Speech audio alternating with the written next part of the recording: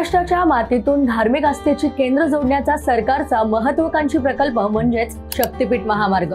नागपूर ते गोवा असा 802 किलोमीटरचा हा द्रुतगती मार्ग तीर्थक्षेत्रांचं जाळं विणण्याचं स्वप्न घेऊन आला आहे। पण हा महामार्ग साकारताना शेतकऱ्यांच्या सुपीक जमिनी आणि पर्यावरणाला धोका होण्याची भीती व्यक्त केली जात आहे। एकीकडे विकासाचं वचन तर दुसरीकडे शेतकऱ्यांचा रोष।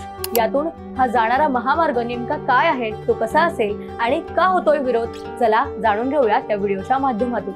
नमस्कार, मी प्रतीक्षा माय महानगर लाईव्ह मध्ये आपल्या सगळ्यांचं स्वागत करते। नागपूर ते गोवा हा जोडणारा शक्तीपीठ महामार्ग हा महाराष्ट्र सरकारचा महत्त्वाकांक्षी प्रकल्प आहे। सुमारे 802 किलोमीटर लांबीचा हा 6 पदरी द्रुतगती महामार्ग वर्ध्यातील पवनार पासून ते गोव्यातील पत्रादेवी पर्यंत जाणार आहे। यवतमाळ, हिंगोली, नांदेड, परभणी, बीड, लातूर, धाराशिव, सोलापूर, सांगली, कोल्हापूर, सिंधुदुर्ग या 12 जिल्ह्यातून जाणारा हा महामार्ग माहूर, तुळजापूर, कोल्हापूर, अंबाजोगाई, औंढा नागनाथ, परळी वैजनाथ, पंढरपूर, अक्कलकोट, गांगापूर, नरसोबाची वाडी, पत्रादेवी यांसारख्या तीर्थक्षेत्रांना जोडेल। साधारणपणे 86,300 कोटी रुपये खर्चाच्या या प्रकल्पामुळे प्रवास वेळ 18 ते 20 तासांवरून 7 ते 8 तासांवर येईल असा दावा करण्यात आलाय। मात्र या महामार्गाला शेतकऱ्यांचा तीव्र विरोध होत आहे। या महामार्गासाठी सुमारे 27,000 हेक्टर जमीन अधिग्रहित होणार असून यात कोल्हापूरमधील 5,200 हेक्टर सुपीक जमीन आहे।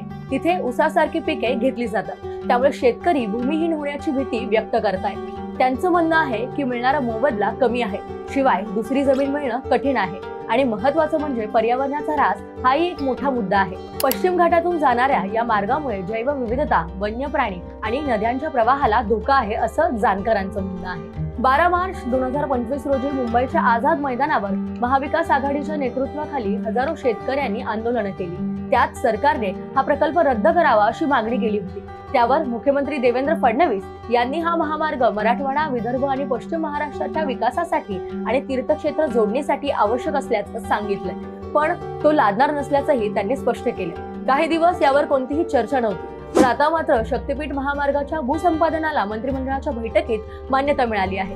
कोल्हापूरमध्ये शेतकऱ्यांनी विरोध केल्यानंतर विधानसभा निवडणुकीच्या आधी भूसंपादन थांबवलं होतं। मात्र आता पुन्हा एकदा भूसंपादनाला मंत्रिमंडळाच्या बैठकीत मान्यता दिली आहे। हा महामार्ग विकासाचं नवं दालन उघडेल की शेतकऱ्यांचं तसंच पर्यावरणाचं नुकसान करेल, यावर सध्या चर्चा सुरू आहे। शेतकरी आणि पर्यावरण संरक्षण यांचा समतोल साधणं सरकारपुढे मोठं आव्हान आहे। तुम्हाला ही माहिती कशी वाटली कमेंट बॉक्समध्ये नक्की कळवा आणि माहिती आवडल्यास या व्हिडिओला लाईक करायला विसरू नका। धन्यवाद।